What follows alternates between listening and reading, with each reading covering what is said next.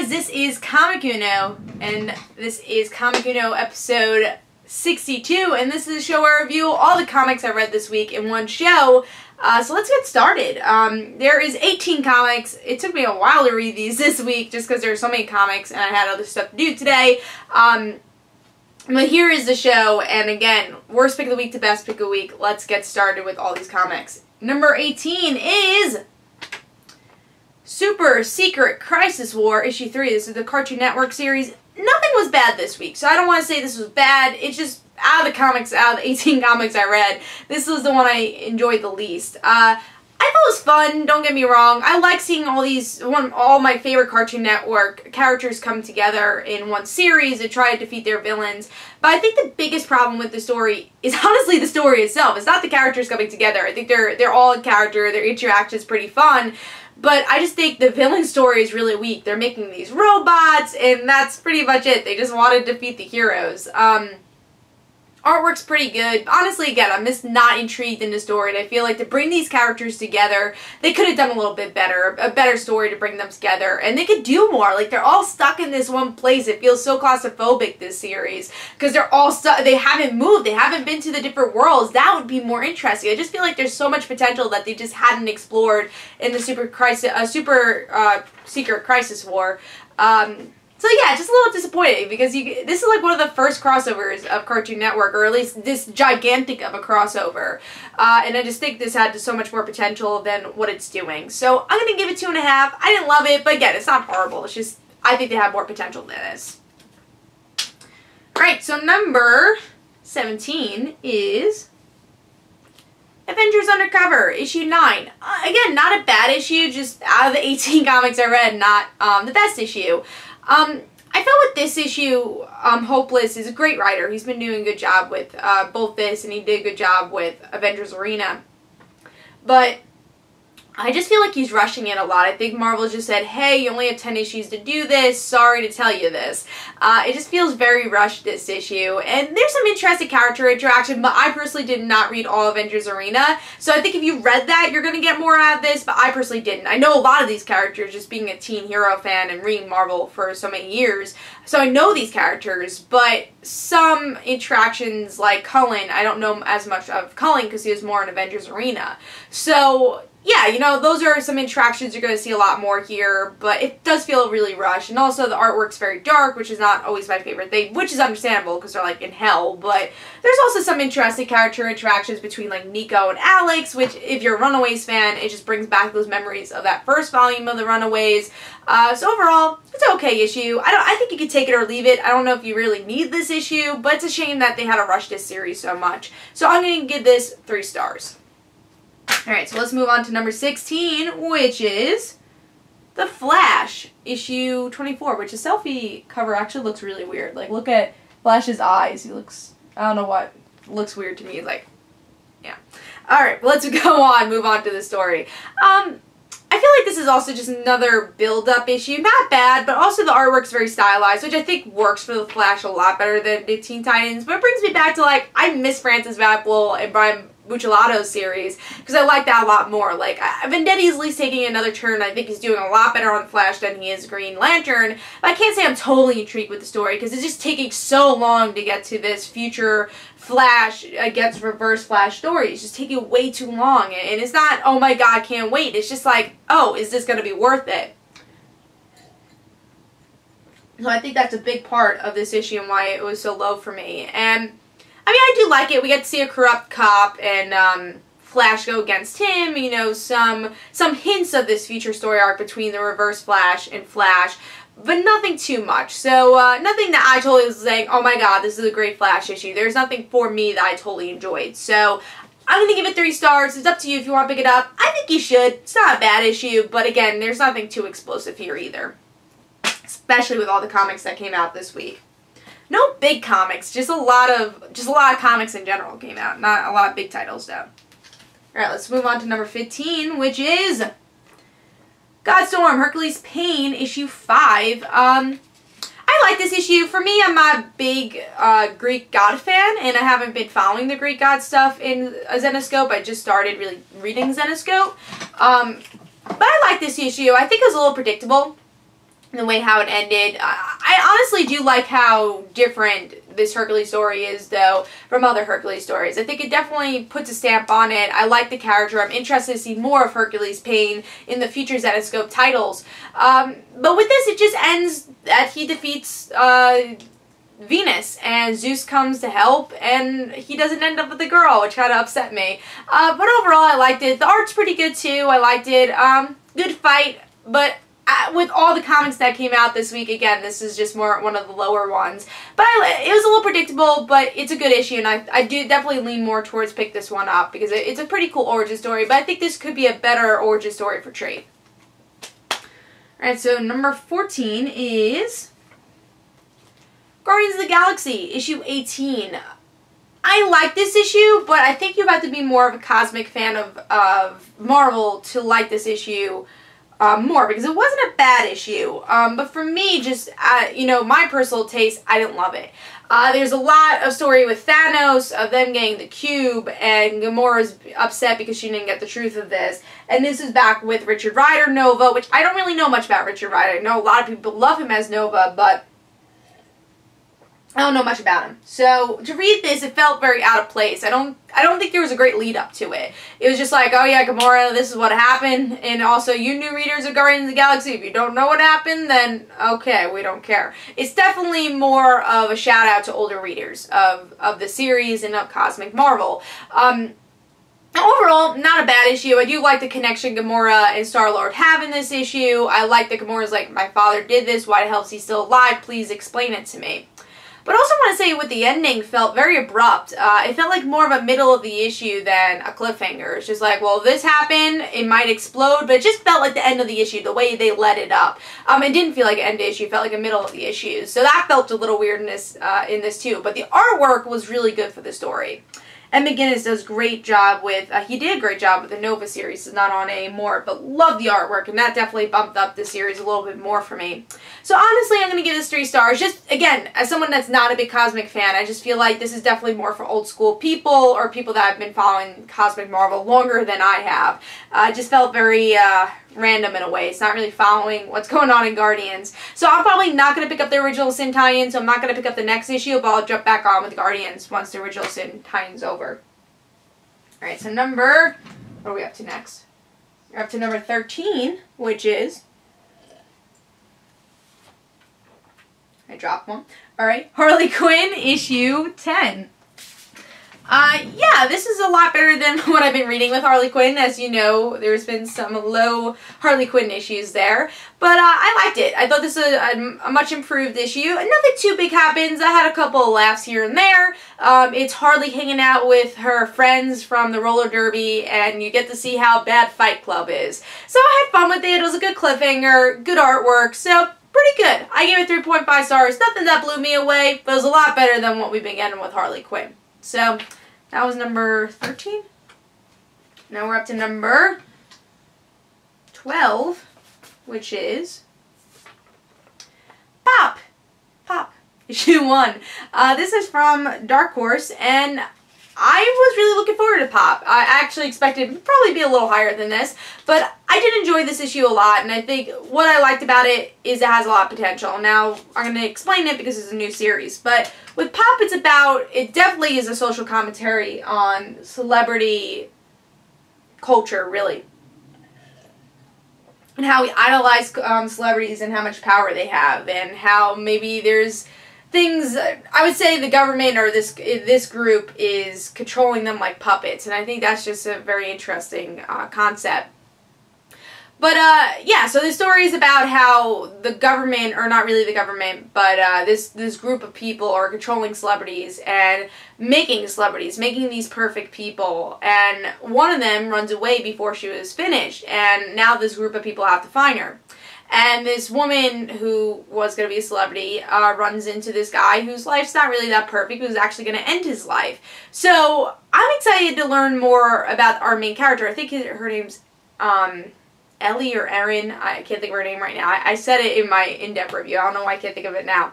But our main character, I thought that story was really well developed. I liked our main character. It makes me excited to see where it's gonna go. What's gonna make her different that she wasn't finished? Why do they want her so badly? What do these celebrities do?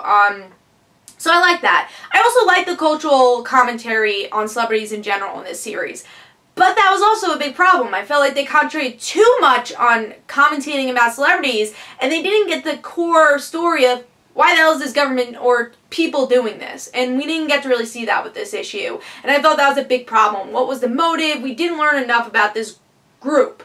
And hopefully as the series goes on, because I will definitely continue. It's only a 4-issue miniseries, so I'm definitely going to continue it, because I think this issue intrigued me enough to get the second issue.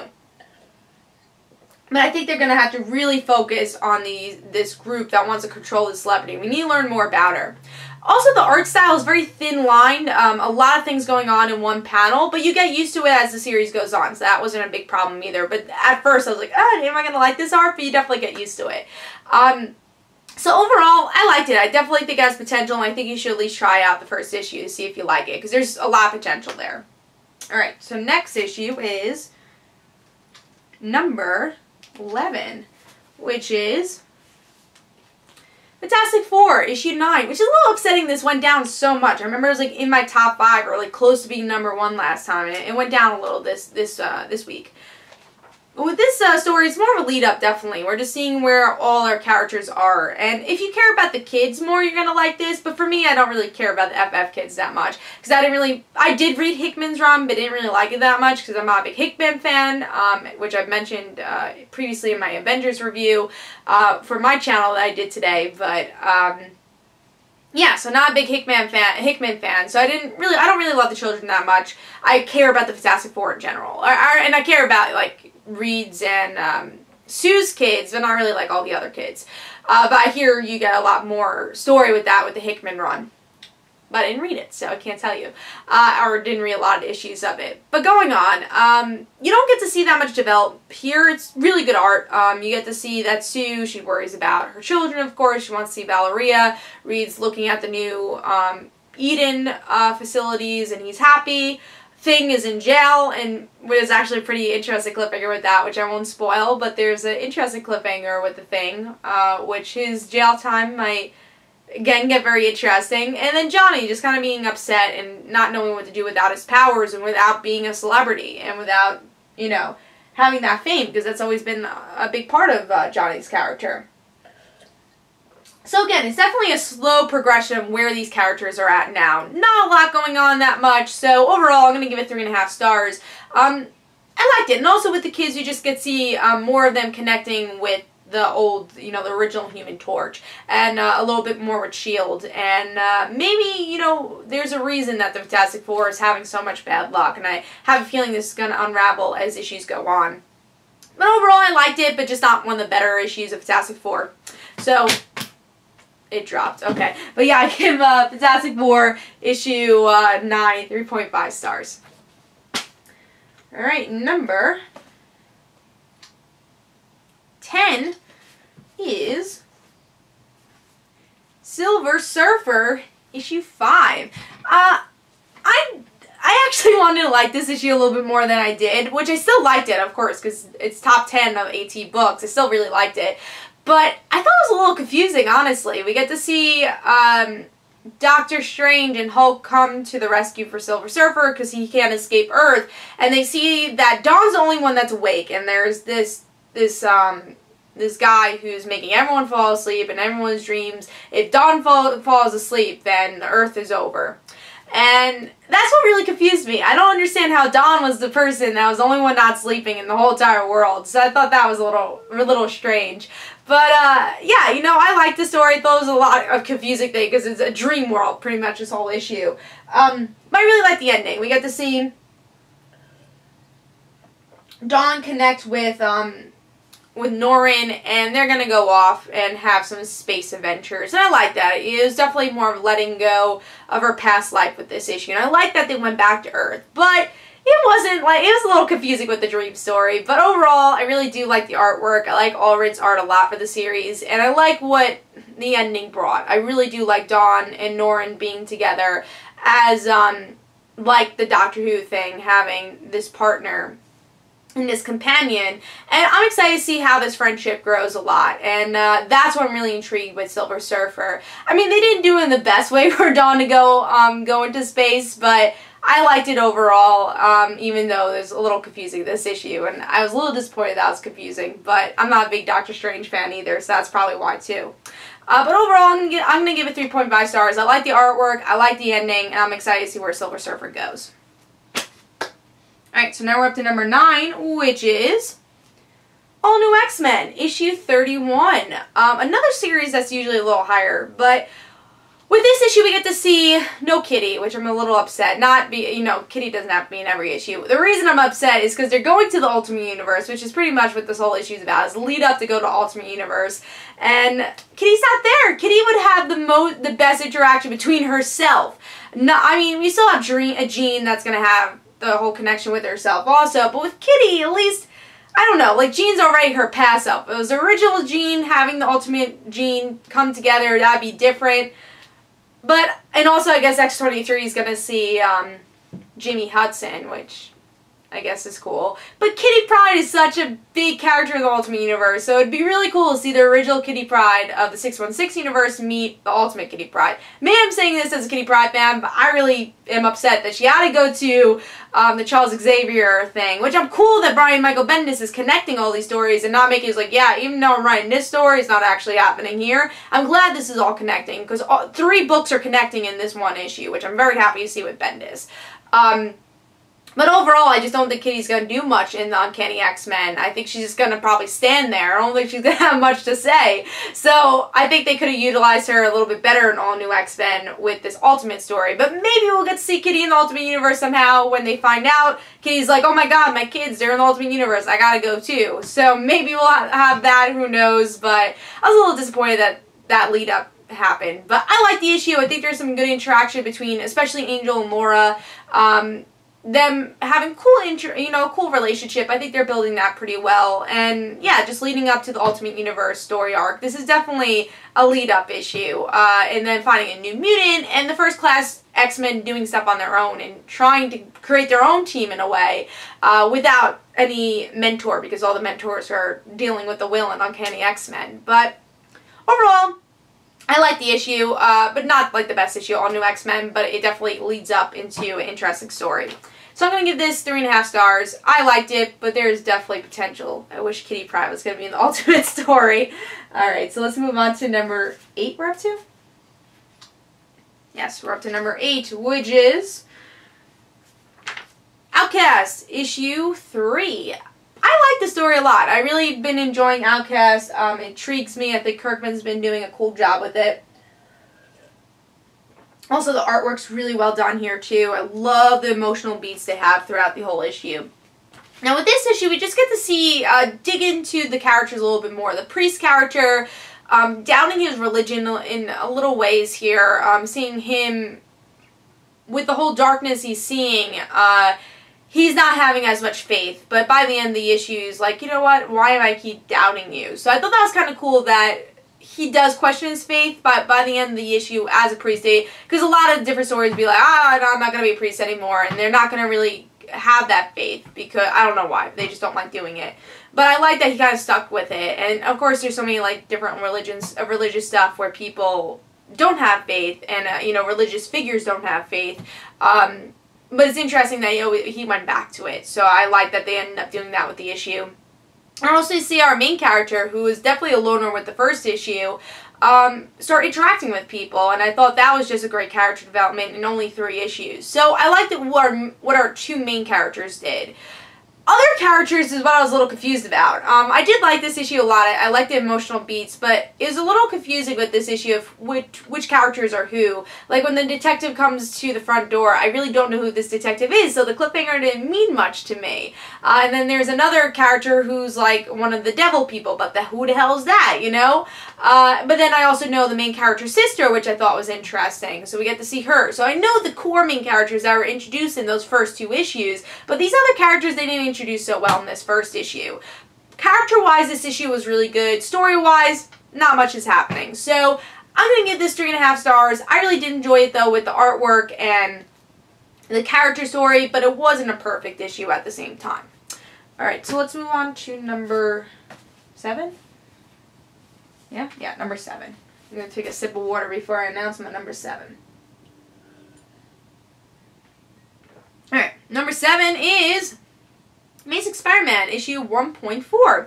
Very solid issue. I like this a lot. I like what Marvel's been doing with this miniseries. Now, Batman did not do it right. They replaced all the great Batman stories that could have gone on for a year and replaced it with Zero Year. And Zero Year wasn't bad, but it was just a year of it. And you're just like, I want to see other Batman stories. I don't really want to see this. Something's quite happening. So, I didn't like how DC did this. Now, Amazing Spider-Man's usually double shipped, so instead of double shipping the book, they have one story, our plain Amazing Spider-Man story we all know and love, which is great, and then this story for the second ship. So there's only one issue of the regular Amazing Spider-Man coming out as this miniseries is coming out. And I just think that's a better idea, because if you don't want to read the miniseries, you don't have to, but you still have the Amazing Spider-Man stories.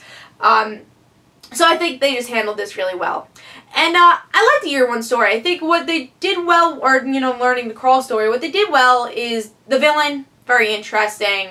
We get to see him idolize Spider-Man and be a villain himself. So something they try to do in Amazing Spider-Man 2, they did correctly here. So I really like that. I like the villain a lot. And Peter being on the top of the world by the beginning of the issue, and by the end having the old Parker look. I thought that was what's really cool about it, really just sticking to the roots of who Peter is, and they do that. Dan Slott does that really well with this issue. Artwork's also really good. I kind of like the vintage style of it because it's still referencing when Amazing Spider-Man actually did come out. So I do like how vintage the book is, and yeah, I liked it. I thought it was a solid issue. It was a good, again, just a good old Parker look issue. So I'm going to give this 4 stars. Alright, so now we're moving on to number 6. Which is Wayward, issue 1, which is a new Image comic. Really enjoyed this. This is a cool book. What I liked about it, yeah, it's a little a little generic in different ways because I've seen it before, but I thought the character was really well developed this first issue. Our main character, she's half Irish, half Japanese, and her mom lives in Japan. The parents just went through a divorce, so she leaves Ireland to go to Japan and live with her mom. Now there's some crazy stuff going on. Cats are following her. And she meets this girl who has these powers. And we realize that our main character might have some powers too. They're hinting to it. Not like saying, oh my god, I could jump up in the air. But they're hinting to it. And like, how's this girl connected? Also, artwork's really good for this series too. I really like the art. So, I liked it. Again, like, I think it was very intriguing. It was a great first issue.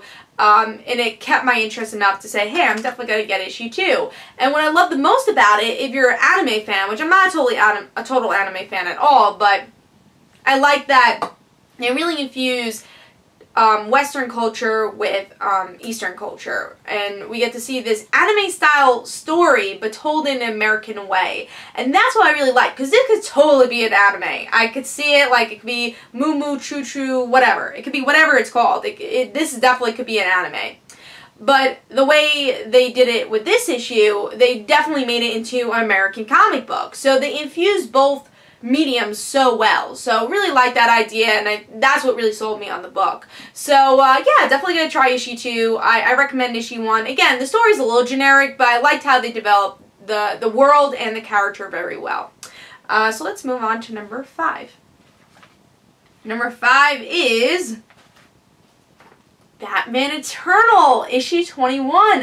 Hell yeah, the weekly series are in my top 5. That's what I want to see. Now, Batman Eternal, I really enjoyed. First of all, we get probably the best artist who's on the series for Batman Eternal. This is definitely my favorite art style for Batman Eternal. So, we get some really good art style and actually progression for the Batman Eternal story. So we get to see progression with that, and we actually see Batman! All the things I've been complaining about, we actually see in this story.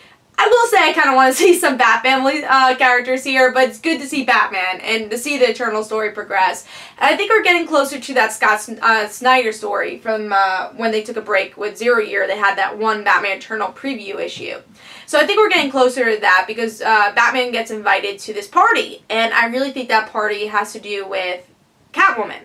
Now, I don't know how many issues it's going to take, because I think next issue is supposed to be like a whole Stephanie Brown issue. Thank God, because we have not seen enough Stephanie Brown in this series. But I think we're definitely getting closer to that Batman Eternal issue. Now, the big stuff that happened here, Commissioner Bard is someone you shouldn't trust, and you really get to see that shine throughout this issue. And I liked how they developed that, and you had that build-up tension throughout the whole issue.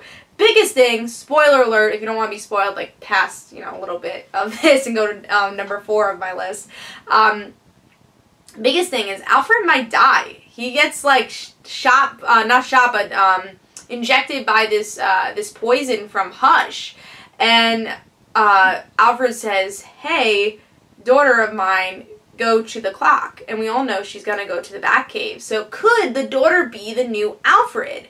Now that could be a really intriguing story, and maybe that's why they're trying to bring Damian back, because if they're going to kill off Alfred, they don't want to have 2 Bat characters killed off. So maybe that's why we're getting that Damian story. So, yeah, I thought that was really interesting. Now, do I want to see Alfred dead? No, I love Alfred, first of all. Second of all, I think it's way too soon after the Damian thing. I don't think we need another casualty. But it would be really cool to see Alfred's daughter be more into this Bat family.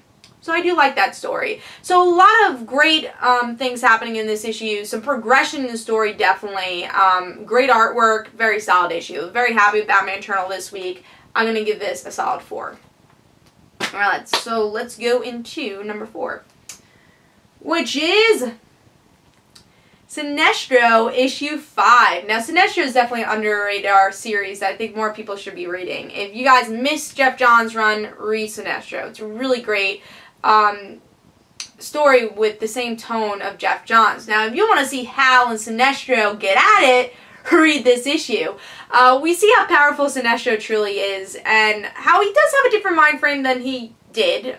He doesn't want to ruin his family. He doesn't want to get in a fight with Green Lanterns or Hal. He just wants to help his people and show that he's stronger than Hal. Of course, Sinestro has a big ego, so he's like, spoiler alert, I can control parallax, and that's a big thing that happens with this issue, and Hal's shocked, and Hal's like, alright, bye, I'm going. Just promise you're not going to do anything. And I guess he gets a little scared, and it's really interesting. I love that he could control parallax. I think that's a big jump for the Green Lantern franchise of DC in general. So, I thought the narration was really good. The interaction between Hal and Sinestro was really well done.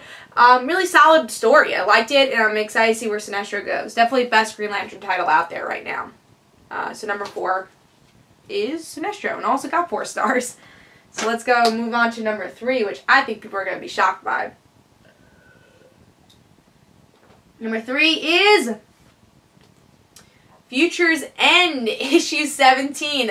Yeah, this is really good. Now, usually Future's End's like bottom of the list. Sometimes it's worst pick of the week. But Future's End really shocked me here. And, I mean, I will say the beginning was a little slow. For me, the Earth 2 thing wasn't so interesting. Constantine thing wasn't so interesting. And even Grifter. But once you get to the end of this issue, or the middle half of this issue, it totally picks up. First of all, I want to talk about Miko. Miko is better written in this series than she is in the Green Arrow series. And that says something, because Lemire also writes this series. It's just like saying with Justice League United, where Lemire writes both Green Arrow and Justice League United, and they're totally 2 different characters. At least with this series, she's 5 years older, so that makes sense. And I really love what they did with Miko, because she was likable here. And I wanted to see where her journey was going to go. You really saw a lot of aspects of Oliver. The same loyalty as Oliver. So I really like that. You really saw Oliver's sister there. So I love the Miko story. That really picked it up for me. Now the second portion of the story, spoiler alert, we find out who's under the Superman mask. So if you don't want to know, skip to the second book. But the person under the mask is not Clark Kent. Now Clark is alive, so he is, which was a great Man of Steel ending. It was like, Very Man of Steel. He looks like his Man of Steel self of the movie, which I know people that don't like the movie would be upset, but I'm okay with the reference. But the person under a mask is Billy Batson. And I mean, that doesn't surprise me just because it's the comparison between Captain Marvel / Shazam and Superman. So I'm not surprised by it. But I really like that, you know, I really like that twist. So yeah, I really like the ending. That really made the issue for me, was that Shazam thing and Amico. I just love both those aspects a lot. And I'm excited to see how Billy and Lois will team up. I think Lois will be a really big part of Future's End, which I'm happy to see Lois in the forefront, because a lot of times she's not. So yeah, really looking forward to see how they connect this with Red Tornado and Earth 2, and how about the rest of the Marvel family. You're going to find out what happens to them. I don't know, but I like the cliffhanger a lot. I love the second portion of this book, and I was super shocked by this issue. That's why it's so high up. I give it 4 stars. Really enjoyed it. Consistent art also, and that was number 3. So what was number 2 is Uncanny Avengers, issue 23, a series I just recently put on my pull list again. I thought this had some great character interactions. I was really shocked with this one, even though I really liked last story arc, and that's why it's on my pull list. But I'm not even a big fan of these characters, but I really like this story. We get to see Wasp and Havoc still remember their child and everything that happened in Earth X. And we have a married couple here, which I really like, because you never get to see married couples anymore in comic books. And it's a married couple that we kind of saw off panel, which I'm okay with, though, because I'm really interested to see where this relationship goes. And they want to get their daughter back in any means necessary. And we're going to see maybe any means necessary they're going to try to get their daughter. So I really like that story. And again, their relationship just was developed very well with this issue. And also, Rogue can't control her powers again, and she gets really mad in this issue, and Scarlet Witch tries to calm her down. Now, I don't know if Scarlet Witch was the best person to calm her down, but it's that connection that they're going to have right now, because Simon is stuck in Rogue's body, or in Rogue's mind. So they're going to have to be connected with each other. So I really liked how Rogue interacted, because it's reasonable. It totally was. Rogue couldn't touch anybody, and she was able to control that. That was a very dark place for her. And now she's back to 101, you know, she's back to basics with this. So I thought they did that really well. Those 2 scenes with Wasp and Havoc and Scarlet Witch and Rogue were great, and it's most of the issue. Now, the Red Skull story, we're going to see that Red Skull is the main villain again. I don't really care about Red Skull, so I don't know where that's going to go, but I love where these team members are going. Also, artwork is pretty good too. I really like the coloring. It's a little cartoony, the art, but I do like the art style, and I gotta give this 4.5 stars. I was really impressed. Really like the emotional beats here, and looking forward to see where Uncanny Avengers is going. And I think this is definitely under the radar Avengers book. I think it's the best one out there, or at least I'm reading. Now, was number 1 is Revival, issue 23. This is definitely one of my favorite series out right now. And why is this number 1 is because so much happened. With every issue you get to see great character progression, great story progression, and great artwork, which I'm going to show you some art. Just great artwork and just great mystery. Now with our main character Dana, she's in New York, and we find out a little bit more about these ghost creatures and maybe how they're connected to the revivers. So Dana, a while back, she protected her sister her sister killed somebody, and she covered it up. So one of the revivers said, I'm going to tell everybody about this. But Dana figures out a way to kill the revivers. So everyone's happy he's dead, but will the secret catch up to her? And I think that's really the interesting part of that story. And also with Martha, spoiler alert, she's pregnant somehow. We don't know how, because she has a dead body, but it's that connection of who are these glowing creatures, and we're really seeing that connection because one of the glowing creatures, who's I guess the baby of that skate guy, or the guy who pretended to be Jesus, and the person she had sex with. So did they create a baby? Because these creatures seem to be the reviver's soul. So how's that different? And also for the sheriff hated that Dana got pregnant as a teen and still kind of against Dana because of it. And that was a big element of the story. So now his favorite daughter is pregnant. before maybe he wanted her to. So that's pretty interesting. Also, will the sheriff find out she's a reviver? I mean, we're already up to issue 23. Are we getting closer to that story? So just a lot of interesting stuff. And that's just, you know, some of the story. You also get to see more of Dana's son. Just some really intriguing stories. So I really enjoyed this. Again, it's just great mystery, great story, kept me on the edge of my seat, and every month I look forward to this series. So totally recommend Revival. If you're not reading it, read it. It's such a great series. It's one of my favorites. So that was number 1 this week. Please tell me in the comments below, what was your worst pick of the week, your best pick of the week, all the comics in between. Just talk about the comics this week. Hope you guys enjoyed. And next week I'll have Comic Uno episode 63 on Friday. I am moving my comic book reviews to Friday. If you want more information about that, go to my channel and I'll have an update video on this weekend for Comic Uno. So be sure to check that out. And I hope you guys enjoyed. This is Comic Uno, guys. Don't forget to follow me on Twitter for Comic Uno and the Rant Situations. Don't forget to like my Facebook page. Also in the description below, there's information on my comic book, like Father Like Daughter, if you want more information on that. This is Comic Uno, Comic Frontline, and I hope you guys enjoyed.